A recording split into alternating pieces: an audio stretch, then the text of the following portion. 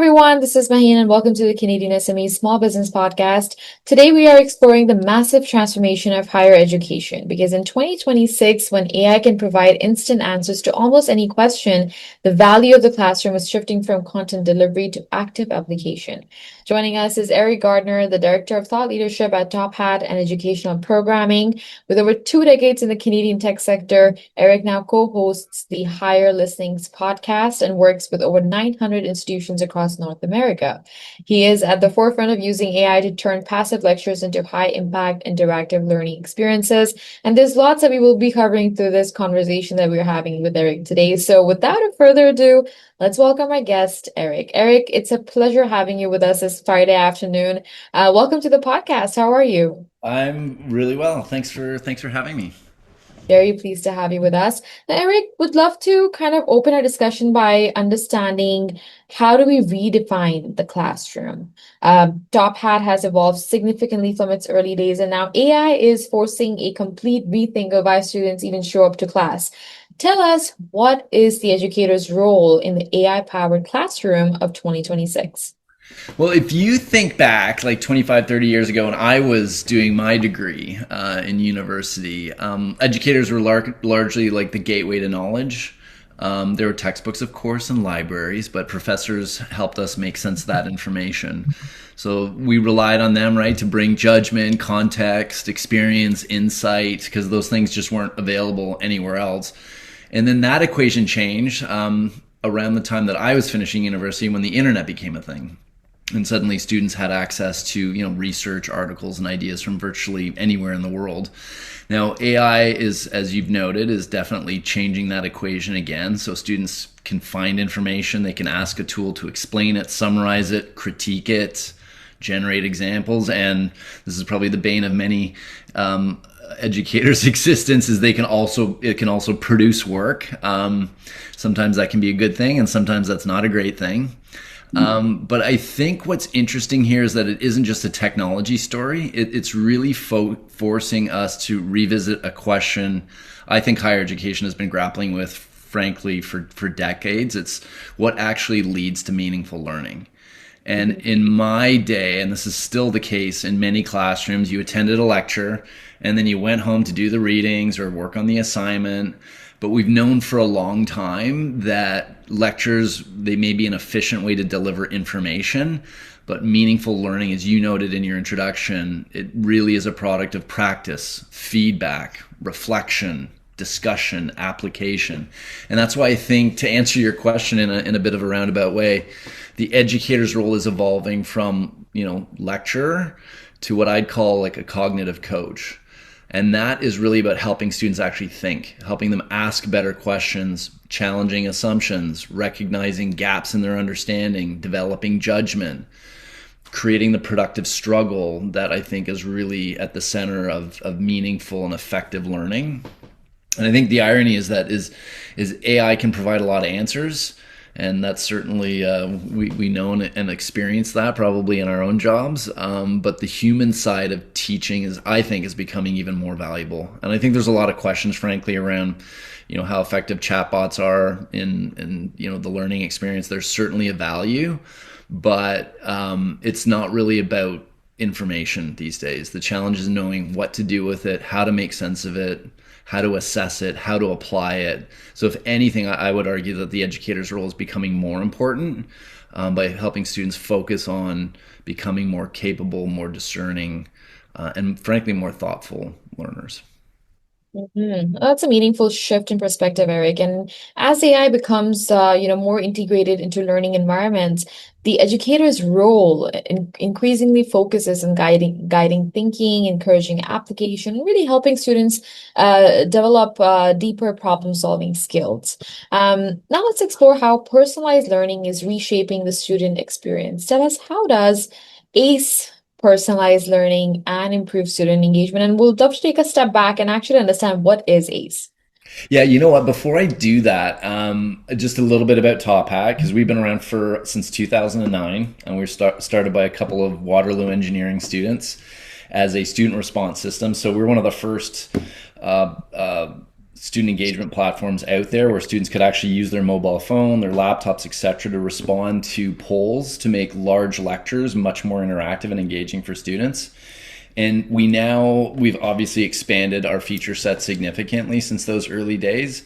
But we also provide content to educators. So that includes interactive digital textbooks, open educational resources, as well as tools that faculty can use to create and customize their own content. So that's kind of a real important part of our value proposition to educators. That ability to take a text, it could be an existing textbook, and actually adapt it specifically to the needs of their course and the interests of their students. That might include even adding photos from their school, so it feels like that text is unique to that school and to that particular classroom.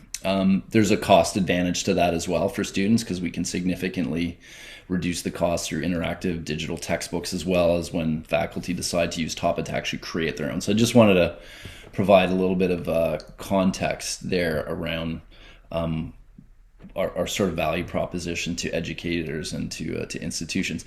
But I think, as I mentioned, what's interesting, we've known for years what good teaching looks like, right? Active learning, students are required to apply knowledge, problem solve, collaborate with peers. That's the gold standard. There's a ton of research behind why that is so effective as a teaching practice. But it's hard to do. It takes time. Even thinking up, case studies, polling questions, knowledge checks for your students, that all takes a significant amount of time. And that's where ACE comes in. So that's one of our newest innovations. So for educators, ACE is an AI-powered teaching and learning assistant, and it makes it significantly easier for an educator to apply an evidence-based teaching practice like active learning, which I described, and put that into action without having to be an expert in it, without having to invest a significant amount of time in course preparation and development.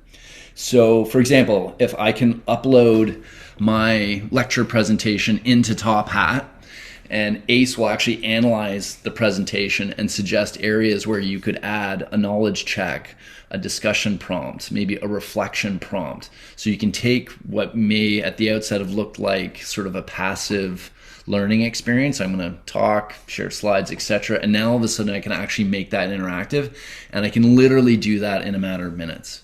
Rather than spending the whole night before sort of thinking about how I can bring some active learning into that experience. Right. So that frees up a lot of instructor time, as you can imagine, so they can actually play that. They can think more about how do I want to interact and engage with my students, and serve as that cognitive coach who guides the discussion, who provides the feedback, helps clarify. And frankly, it's a lot more engaging for students to sit in a class and be challenged a little bit. Now, there's another element to ACE, which is ACE for students, which is that personalized practice, that personalized learning experience. So if a student is struggling with something in their coursework, say it's supply side economics, ACE can generate additional questions about that concept. It might help provide an explanation, opportunities for practice that are targeted to where that student is actually struggling with that course material. So the goal is really to provide sort of the right support to the student at the right time. And I think the real important factor here is, you might wonder, so why wouldn't I just use ChatGPT or Claude for that? Well, the issue is that those tools don't have the context of what the student's actually learning. Whereas ACE knows, okay, this student and this course is based on an interactive textbook. So it knows the content that's within that textbook. It understands and can see what the lectures look like and what the level of the content is there. So it's grounded in that context, and it's accurate because it has all of that information that it's using. So ultimately, I don't think that the promise of AI is really, it's sort of, personalization is a really important sort of feature of that. But I think it's really about what we're trying to do is enable faculty to implement teaching practices that we know help student persistence, that improve grade and exam performance, and just make that so much easier for them to do that. And then, outside of class, giving students the support they need to actually be successful. Right. On that level of personalization, it can make a real difference because when students receive timely, relevant support aligned with their coursework, it really helps reduce barriers and keeps them more consistently engaged in the learning process. Next up, let's look at how institutions are scaling innovation to improve overall education outcomes. Eric, why do many organizations really fail to see ROI from educational technology? Well, it's probably there's a lot of factors, and it would be, it's like the same as the business world, I would say, or government. We have access to powerful tools, but the question is whether those tools actually become embedded in our work, or in the case of an educator, the teaching and learning experience, and doing so in a meaningful way. So I think technology often gets purchased, as we know. I've been on the receiving end of this. I remember years ago having a brand new, incredible Cisco phone show up on my desk. It was probably like $1,000 phone or something, and but no instruction on how to use that. So I used this ultra expensive phone to check my voicemail, and I was one of 1,500 employees who got this latest phone. So it's sort of like you really wonder about what's the ROI of that, right? Without any actual training and support. So I think that the institutions that we work with that see the biggest return on their investment with Top Hat, it's a different approach. They recognize that the implementation matters as much as the technology itself. So we invest pretty significantly in customer support and onboarding. So that could include, it could be a one-to-one coaching with our customer success team. There's sort of in-product guidance, notifications, those sorts of things to guide people as they're actually starting to use the product. Or, in many cases, we're working directly with institutions to provide faculty training and development through their centers for teaching and learning. And, like faculty, no one's going to transform a course overnight. What they do is they need to experiment, build a bit of confidence, refine their approach a little bit, gradually incorporate more active learning and more engagement practices into their courses. This takes a little bit of time. But I have a great example. We did some work with Indiana University. They've been a long-time partner of ours. So we've been working for a number of years. Their Top Hat usage, we often look at how many students are actually using Top Hat, how many educators, how many courses is a sort of a temperature check on adoption. And we saw, hey, their maturity is actually increasing pretty significantly. A lot of their faculty are getting more and more sophisticated with their use of Top Hat in the classroom. So we partnered with them to look at comparing courses where they were actively using Top Hat versus similar courses where they weren't using Top Hat. And we found that the withdrawal rate, which is a big concern for most institutions, like they want to keep the number of students withdrawing from courses as low as possible. That was actually 11.5% lower than courses that were using Top Hat as compared to those that weren't. So to me, that's what ROI looks like at an institutional level. So yeah, we do all the groundwork, the training, the onboarding, the support, inviting people to webinars, sharing best practices. But the real rubber hits the road for us when we look at helping more students actually stay enrolled, succeed in their courses, and continue to actually progress through completing their degree. So technology is an important part of it, but I think only when institutions are really focused on adoption. No, that really highlights an important point here, which is that technology alone isn't enough. Real ROI, it comes when institutions align tools with clear learning outcomes and measurable student engagement, as you rightfully said. Eric, now let's explore how course content itself is evolving to become more interactive and dynamic. How is AI changing the way educators create and deliver course content? Well, I would say, I think one of the biggest ways that AI is really, and our use of AI is sort of changing course content is by making it easier to respond to what I call like the why generation. So I think, today's students are really invested in understanding, like, why does this matter? Like, why am I learning this? How does it connect to my goals? What's the benefit? How am I actually going to use it? And if they don't see that connection, they're often less willing to put in the hard work of learning, I would say. So historically, that's almost been impossible to address unless you wanted to do like your own sort of custom work and print things out and hand them out in class. And most instructors aren't going to create an entire course from scratch every semester. They're probably going to work from a textbook and our existing materials. And they're excellent I think textbooks definitely, serve an important function, but a lot of that content just doesn't necessarily align with, a particular instructor's goals or the interests of their students. I'm sure you probably had this experience. I certainly did. You take a course, you buy the big textbook, and you don't even use half of it, right? Because the instructor's like, this is just not, I'm not actually, those modules aren't important to my learning objectives that I've set for my course. So, but I think AI makes it a lot easier to actually adapt content to the audience. So for example, like if you have an interactive digital textbook in Top Hat, you could actually highlight a paragraph and say, hey, you know what? I have a lot of nursing students enrolled in my course. I would like to create an example based on this concept that's going to speak to a nursing student. And literally within seconds, you can generate an example that all of a sudden is tuned to a specific, segment of your student population. Maybe you have a bunch of athletes in your course or whatever, but the idea is that you can actually create examples. The core content's really important because that's like vetted, verified, peer-reviewed, trusted content, which I think is really important because I think in a lot of cases AI, like using Claude, Gemini, it's not there yet. There's a lot of questions around, accuracy and validity and things like that. But if you have that base content now in Top Hat, I can actually use ACE to customize that and to generate examples that I know are going to really engage my students because it makes the learning feel that much more relevant. The other thing that's really, I think, an important part to mention around this is there's particularly in the US, but a big push around accessibility. Like all course materials really, even without a mandate or some external pressure, like all course content really needs to be accessible to all students, whether they have a visual impairment, an auditory impairment. So we can actually use AI now to assess your course content, figure out what the gaps are in terms of accessibility, and provide like a step-by-step sort of checklist for educators to kind of work through their content to make sure that a screen reader can read it, that the headers are done properly, that the images have proper descriptions and things like that. So Right. but like I said, I think that the textbook still serves an important function because it's trusted, right? So I think the AI power is really helping to make that content more meaningful, more contextual, and hopefully more motivating for students.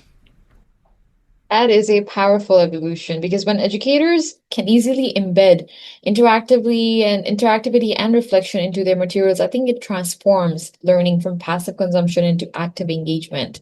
So this is a great, evolution of course content. So thank you for highlighting that, Eric. Finally, let's challenge some of the long-standing assumptions about how students learn best in higher education. Eric, what outdated belief about learning needs to change in higher education? Well, I mean, there's there's probably a lot of myths and misconceptions out there, but I'm thinking about being just exposed to a lecture or information is sort of meaningful learning, and I think higher ed for a lot of years operated on that formula. I teach it, you hear it, you do the assignment. Hopefully, you've learned it at that point. And I think there's a lot of research that says learning just doesn't really work that way. It's sort of like I go and I watch 100 YouTube videos about weightlifting. It's not going to make me any stronger. At some point, I actually have to pick up the weights to do that, right? So I think learning is really about wrestling with the problems, applying ideas, making mistakes, getting feedback. And I think technology can help us scale feedback to students as well, which is, was difficult to do in a large lecture, getting them to actually reflect on their own learning. So I think AI is really forcing, higher education in particular to sort of confront some challenges that have been out there for a lot of years. And I think, again, it's about helping students develop that judgment, the problem solving ability, being adaptable, being able to apply information, those sorts of things. And I think, the exciting thing is that AI is opening up a whole new world where you can actually make learning more meaningful. So I think what we do in the classroom is really important in terms of some of the best practices that I talked about. But man, the ability to, I was talking about this with a faculty member the other day, marketing courses it used to be might be challenged with developing a new product and you have to go through all the steps. What's the product market fit? What's the value proposition? How are you going to market it?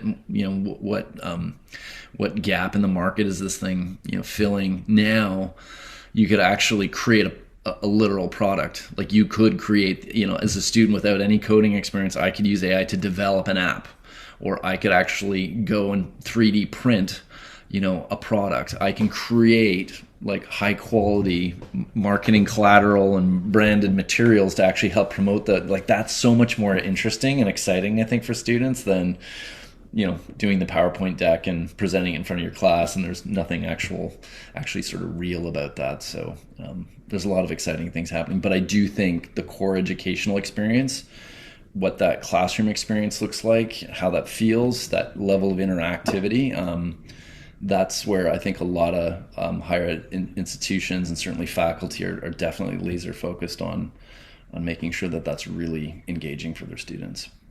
Right. Well, that is a key insight because as education continues to evolve, shifting towards active participation and applied learning can really unlock much deeper understanding and long-term retention for students. But this was overall a great conversation with you, Eric. Thank you so much for sharing the outdated beliefs in higher ed. We also got the chance to, cover the evolution of course content, as well as how do we scale innovation and ROI. So thank you for all those great insights.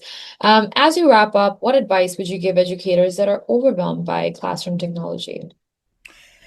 I would say, like, give yourself some grace. I think educators, there's so much pressure on educators in terms of all the things that they have to contend with. And if you think about the last 5, 6 years, man, they went through COVID and having to totally adapt their teaching practices to COVID. They kind of just got through that, got their heads up, and then AI hit. And that's another like seismic shift in terms of the learning experience and their teaching practice. So they've had to deal with a lot. So I'd say first off, like, give yourself some grace. I think the other thing we always counsel, certainly our customers, is start small. Like, you don't need to transform your course overnight, and it's probably not even realistic. Like, embrace experimentation. Pick one challenge that actually matters to you. Maybe they want to create more positive emotion in the classroom. Maybe they want to get students to talk with each other a little bit more. Maybe they want to add one active learning activity to each class. So choose one thing, experiment, like see how the students respond. Ask yourself, like, did it work? Like, what didn't? What would you actually refine and do differently? Because I think small changes like that have a way of building momentum. And when something's working, it feels great. You do a little bit more the next time, and that adds up to, over time, to meaningful transformation. So I think technology can really support the work that educators do, but it's really the human connection that makes teaching ultimately the mother of all professions, and that is not going anywhere soon. Mm. Well, that is a great reminder, Eric, that the most powerful innovation always starts with a simple change in how we involve the student. But thank you so much for joining us and for sharing such great expertise and your insights. Thank you for your time. Thanks for having me. And listeners, that was Eric Gardiner from Top Hat, a masterclass in the future of student engagement, the power of AI-driven personalization, and how to scale teaching innovation in 2026. Thank you for tuning into the podcast. Please be sure to subscribe and visit CanadianSME.ca. And to learn more about how we're supporting the ecosystem, please visit Canadian SME Small Business Foundation at smbfoundation.ca. And before we leave, a special shout out to UPS and ADP for their ongoing commitment to empowering small businesses across Canada. Please keep thriving, and we'll see you in the next one.